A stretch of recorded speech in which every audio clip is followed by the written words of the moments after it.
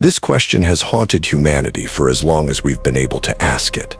And while many thinkers have offered guesses, few ever lived that question so deeply, so painfully, or so beautifully as Leo Tolstoy.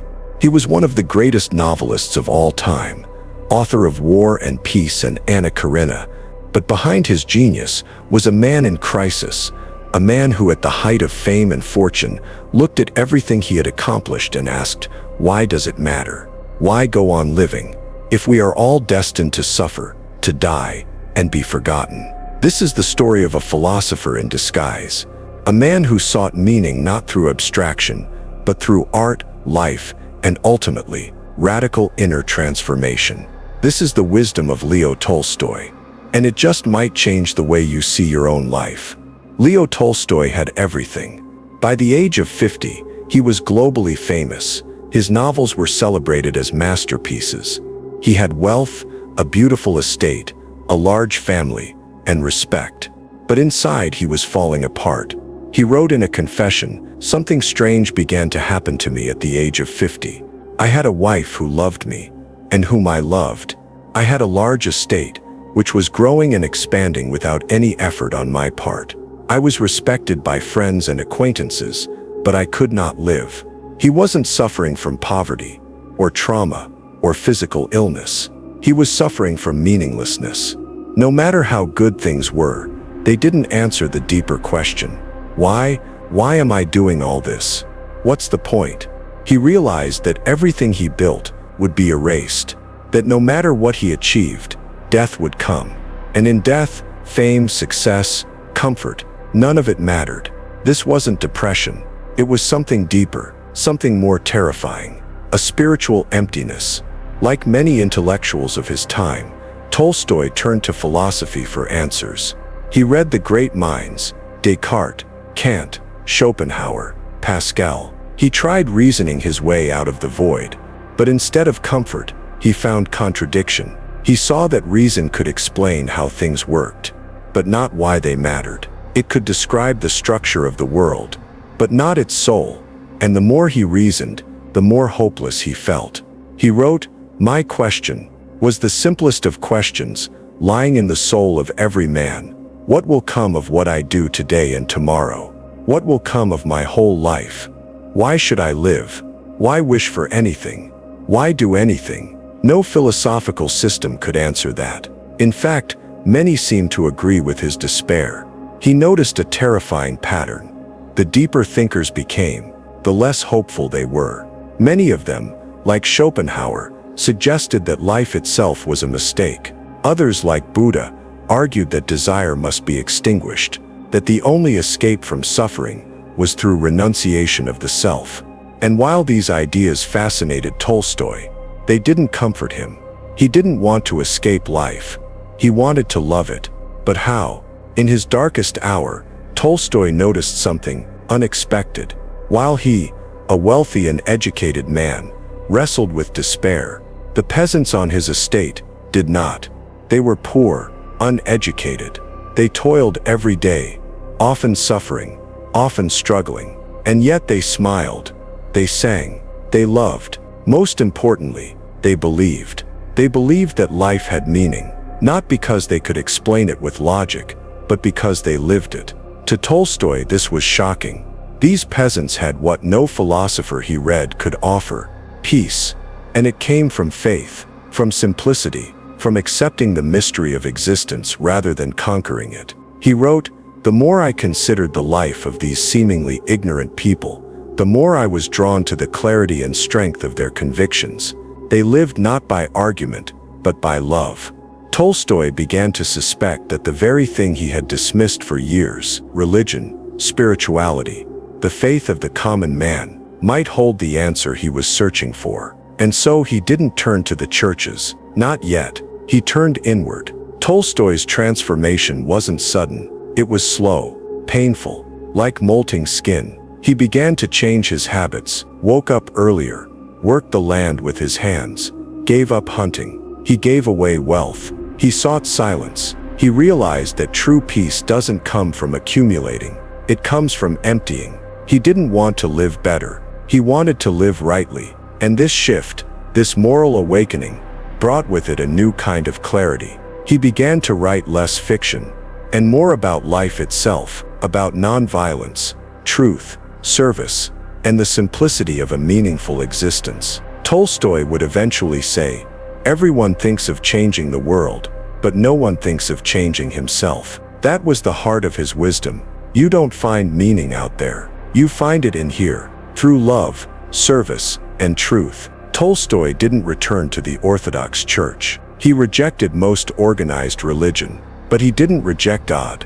He redefined God, not as a distant being or a ruler in the sky, but as truth itself, the divine spark within human conscience. For Tolstoy, true religion wasn't found in rituals or scriptures, but in the way you live, to love your neighbor, to forgive your enemies, to serve others with humility. He wrote his own version of the Gospels, stripping away what he saw as myth and superstition, and leaving only the moral teachings of Jesus. This radical reinterpretation led the church to excommunicate him.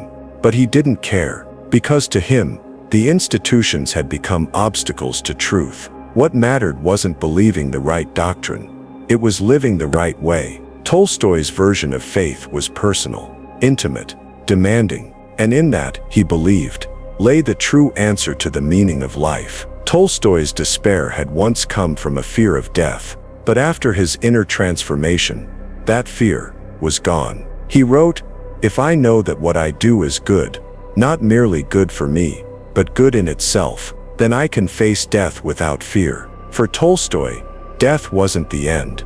It was a return, a reuniting with the great mystery that gave birth to life. But more importantly, it no longer held power over his choices. He stopped chasing fame.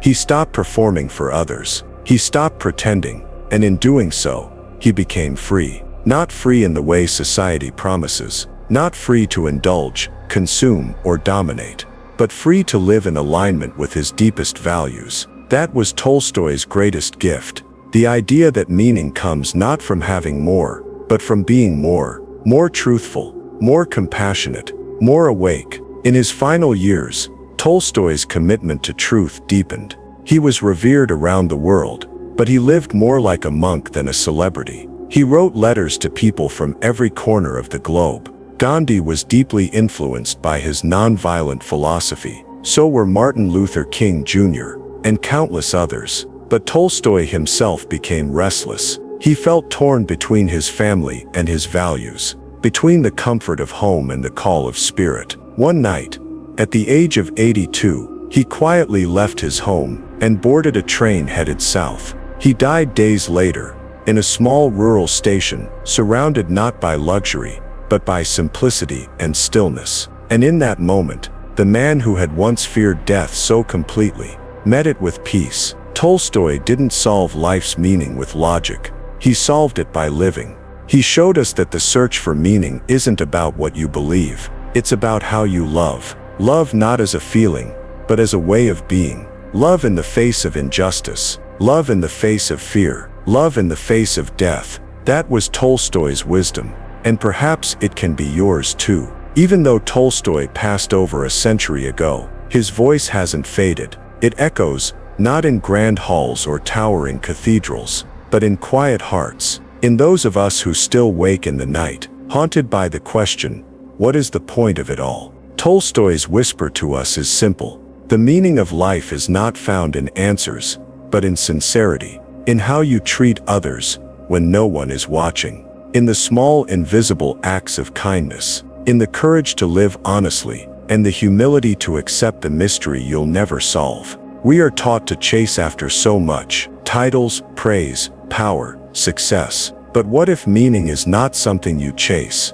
but something you return to? A stillness you already carry, a light inside you, quiet but persistent. Tolstoy lived through fame, fortune, collapse, and rebirth. And at the end of it all, he left behind not a doctrine, but an invitation to live with less fear, to die without regret, to love more deeply, and to remember that the soul does not hunger for achievement, it hungers for truth. And the truth is this: you are not lost, you are not broken, you are simply becoming. just as Tolstoy once was. Imagine Leo Tolstoy walking slowly through a field at dusk. The sky is soft with evening light. The earth is quiet. He stops just for a moment, not to think, but to be. In that silence, the kind he came to love most. He is no longer the famous writer, no longer the philosopher, no longer the seeker. He is simply a man who once stood on the edge of despair and then stepped back into life. This is what Tolstoy teaches us, that we don't need to become saints to live meaningfully. We don't need to be perfect, or all-knowing, or fearless. We only need to return to the simple truths, to love, to serve, to live honestly, to suffer with dignity, to find peace in the ordinary. In a world that urges us to become more, do more, prove more, Tolstoy reminds us, sometimes the bravest thing you can do is become less distracted, less prideful, less hurried, and in that less, you begin to touch something eternal. He wrote, "The only absolute knowledge attainable by man is that life is meaningless unless you give it meaning. And you give life meaning every time you act with love, every time you choose truth over comfort, every time you embrace the day with quiet courage." So let this be your reminder. You don't have to conquer the world. You don't have to impress anyone. You don't even need to understand everything. You only need to live with a heart that is open, a soul that is honest, and a spirit that is kind. Because in the end, the answer to the meaning of life may not be a sentence or a scripture, but the life you create when no one is watching.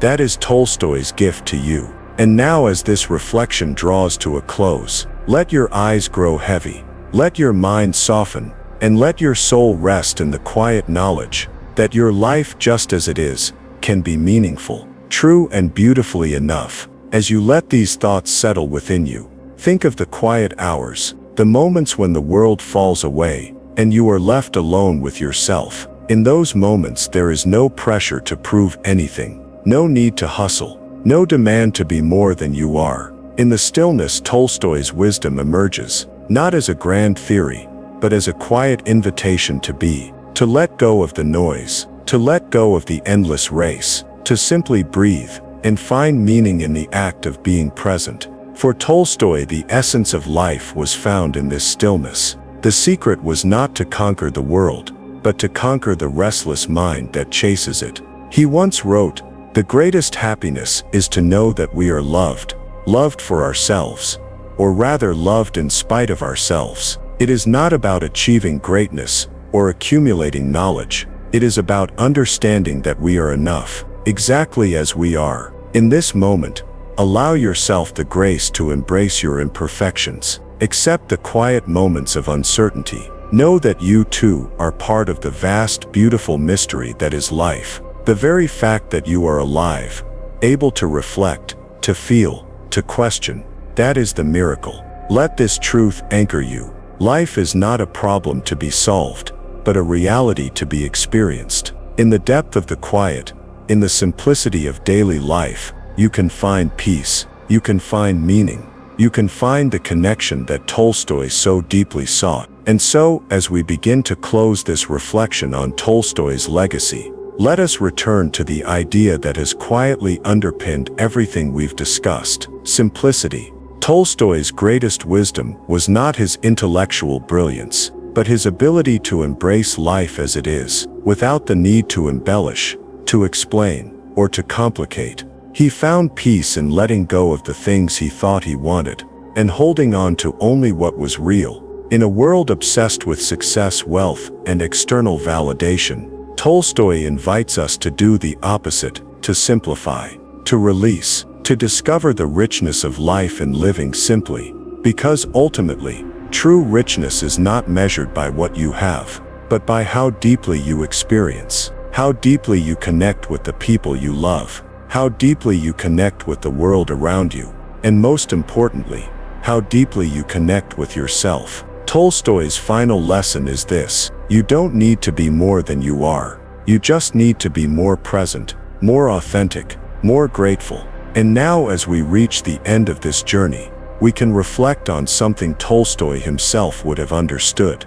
This is not the end. The search for meaning, the search for truth, is never truly complete. It is a continuous process, unfolding one moment at a time. The wisdom of Tolstoy is not something you arrive at and possess. It is something you live, every single day. So as you step back into your own life, remember that you carry within you all that you need. The answers are not out there. They are inside you, in the quiet spaces of your soul. Tolstoy's life was one of questioning, seeking, and ultimately finding peace, not in what he knew, but in what he chose to believe. And in the end, the most profound truth of all is that you, just as you are already enough. As you lay down to rest, let this thought wash over you. You don't need to search for meaning. You simply need to live it.